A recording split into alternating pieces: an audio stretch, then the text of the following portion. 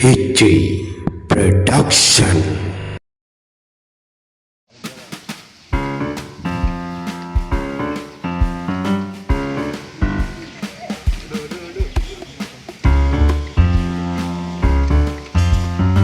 සංගීතයට ගියාද බං? බෑ බයි ගියා යන්න එන්න බෑ බං ඊයේ මම කොල්ලෝ 20කට විතර තනියෙන්ම ගැහුවා බං.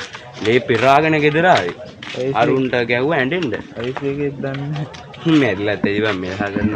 ඒකෙන් උඹට උණේකට තනියම ගහගයි ඉස්සරම විශ්වාස කරනවා නම් විශ්වාස කරපන්. ඉස්සර ජෝන් සීනා අපේ ගෙදර එනවා සෙල්ලම් බත්තු යන්න මාත් එක්ක. මං උඩ ඉස්සර ගහනවා. ඌයි දැන් තමයි බං පොරක් කියලා ඉන්නේ. ඊයේත් මට කෝල් කරා මැච් එකකට එන්න. මං කැමති නෑනේ බං ඔය සමාජයට මූණ පෙන්නන්න. නැත්තම් ඉතින් මටත් ගිහින් ඔය මගුලේ ගිහිල්ලා සල්ලි හොයා ගන්න පුළුවන්. අර මටත් ඒක ගහන්න ඉන්නවා මට මේ බය බෑ මට අවුඩු ගහමු උඹට ගහන්න ඉන්නේ කවුද බං? මම ඉන්නකම් මේ රන්සිරි මාවතේ රුකා කවුද? මම තමයි. ගහමු ඕකට.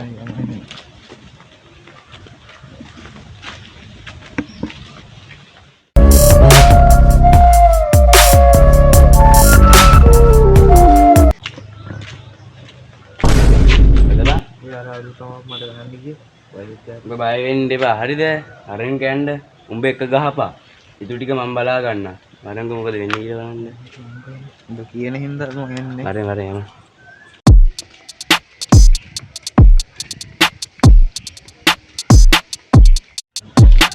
ඕනේ දාමට අර සද්දෙන් දැන් මට බලමු වෙන.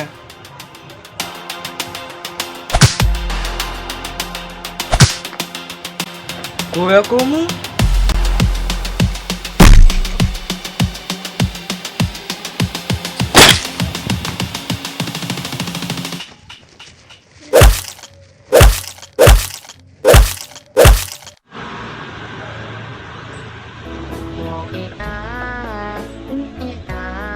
වෙලාවට මං ආවා යන්ට ගහනවා. ඒ 20 කර ගහනවා කියලා මම සංගීතයකටවත් ගියේ.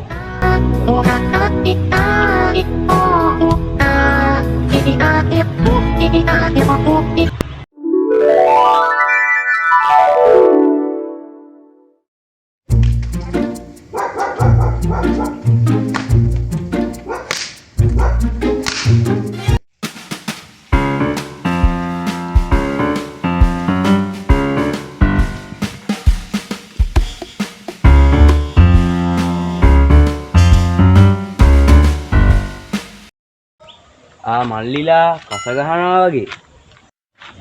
ඔව් අය කස ගහනවා. දැන් උඹලා ඔය කස ගැහුවට උඹලා දන්නවද කියහන්කෝ පෙරහැරේ කස ගහන්නෙත් ඇයි කියලා?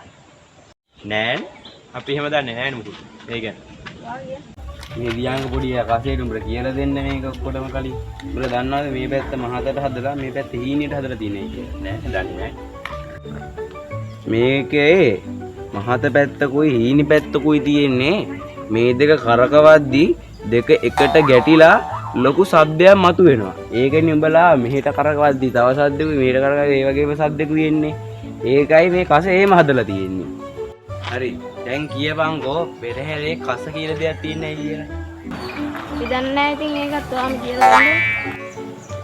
වරෙන් උඹට ඒකත් මම කියලා දෙන්න. යකෝ වැස්සට කලින් ඉගුරුම් හඬ එනවා වගේ තමා පෙරහැරට කලින් කස සද්දෙන්නේ. කස සද්දෙන් තමා කියන්නේ පෙරහැරේ වටේ ඉන්න ඔක්කොම මිනිස්සුන්ට පෙරහැර එනවා කියලා. පෙරහැරට ඉඩ හදලා දෙන්නේ මොකෙන්ද කියහම? ඒ හදලා දෙන්නේ කස සද්දෙන් තමා. කස වලින්. අර උඹලා කසයක් ගහන්නවත් දන්නවද? අර මම කියලා දෙන්න උඹලා කස ගන්න හැටි.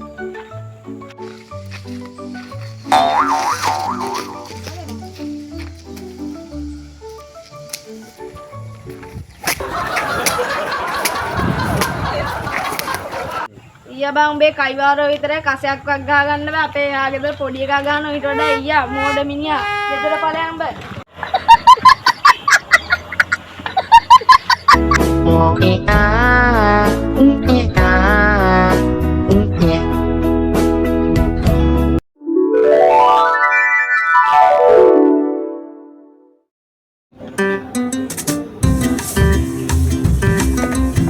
මේ පාර විභාගේ අමාරු වෙන්නේ නේද? ඒ නිසා අපි හොඳට පාඩම් කරන්න ඕනේ.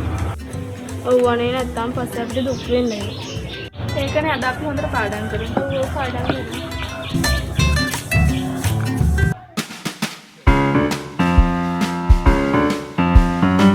අයියෝ ඔයගොල්ලෝ තාම පාඩම් කරනවද? තාම කියන්නේ අයියෝ පාඩම් කරලා ඉවරද? ඊයේ රෑම මම නිදාගත්තේ නෑ. ඊයේ රෑම පාඩම් කරලා දැන් ටීකට කලින් තමයි ඉවර වුනේ. ඊට පස්සේ තමයි මේ පාර පැත්තට ආවේ ටිකක්. ඔයා ඇත්තමද කියන්නේ? ඒ තමයි මම මොකටද ඔයගොල්ලන්ට බොරු කියන්නේ? ඔයා ඊයේ රෑ පාඩම් කරා නම් මම මේ අහන ප්‍රශ්නෙට උත්තර දෙන්නකෝ බලන්න. අහන්නනේ ඕන එකක් අහන්න.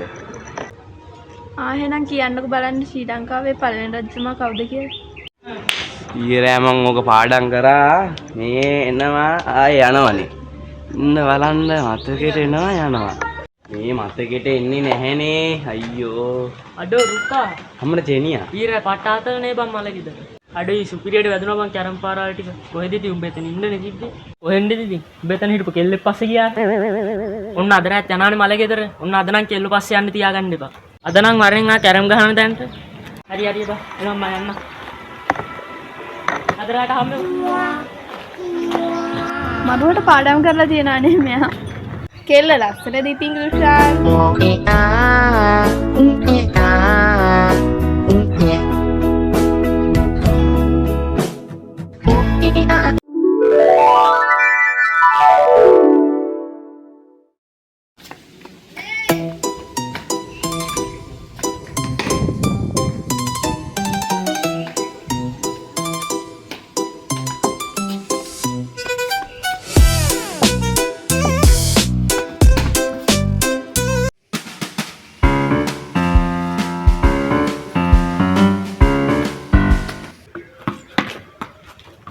අපුවර පම්පෝරිය යනවා අද නම් කණක් කැලේ ඉඳලා. ඔව් බං.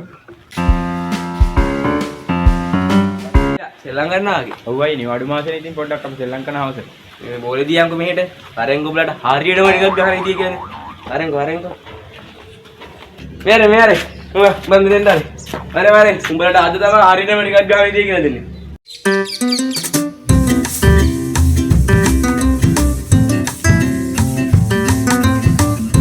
උඹලා දන්නවද ඉස්සර කුමාර සංගක්කාරගේ ඕවර් එකට මම ලකුණු 50ක් ගැහුවා යකෝ. බෝල 6යි ලකුණු 50ක් ගැහුවා. හිතපංගෝ. ඉස්සර මහේල ජයවර්ධන කුමාර සංගක්කාර ඔය මැක්සේ ලරුමුන් කියන හැම එකම අපේ ගෙදර ඇවිල්ලා තමයි කන්නේ. එන හිච්චි කොල්ල බංගෝ මගේ අතේ ඇදුනේ මං තමයි ඔකට රිකට් ගැන කියලාත් දුන්නේ. ඔයාලා දන්නේ නැනේ වරෙන් කිය දෙන්න හොඳම රිකට් ගැන දන්නේ කවුද මේ ගවේ?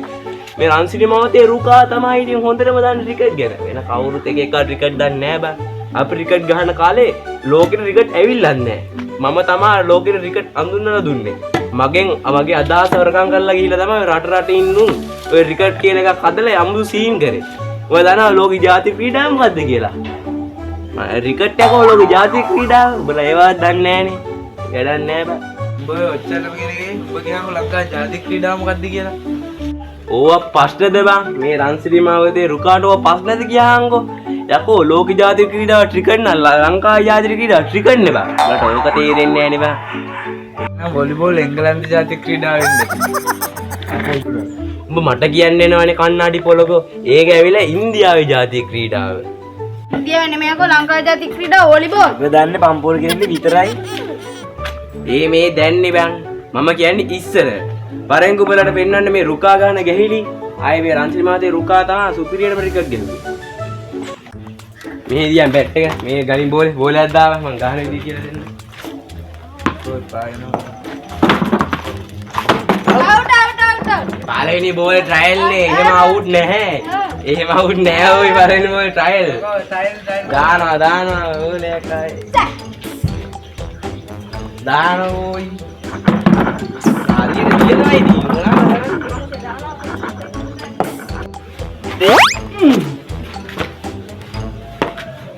කොබම් මොලේ තාම වැටුනේ නැද්ද බං කොහමද රුකාගේ පාරවල් අල්ලුවෙ මොකද්ද ඒ මම බෝලේ මිස්සලා මොඩෙක් එන්නවා. ඉස්සෙක් එන්න බා ගානවා. හරි එහෙම තමයි පොඩ්ඩක් ඉන්න නවල අතු පාඩම් ගන්න ඕකේ පම්පෝරිය ඉතරනේ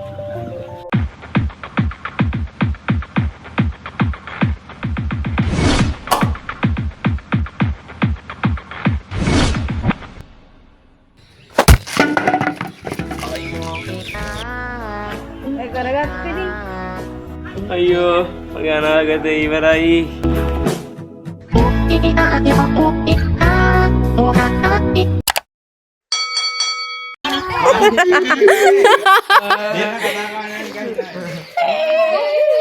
ඔය විදිහට ඉනාගෙන දෙන මුණ බලන්න.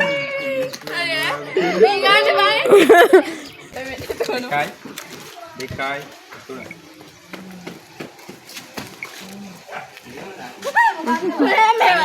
මුණ බලාගෙන හරි මෙහෙම කරලා. මේක අල්ලා තුන. ඇත්ත තමයි මම මොකටද ඕගොල්ලන්ට බොරු කියන්නේ.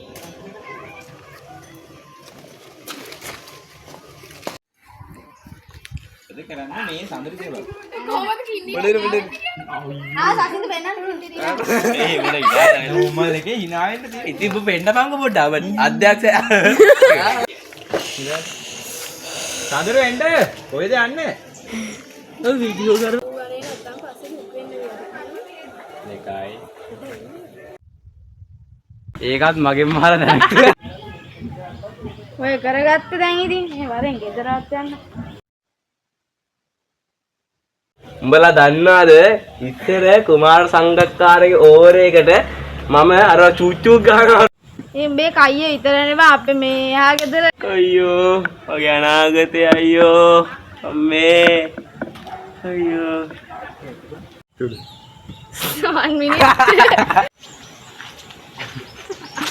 ඉන්දියානේ මේක ලංකා ජාතික ක්‍රීඩා වොලිබෝල්.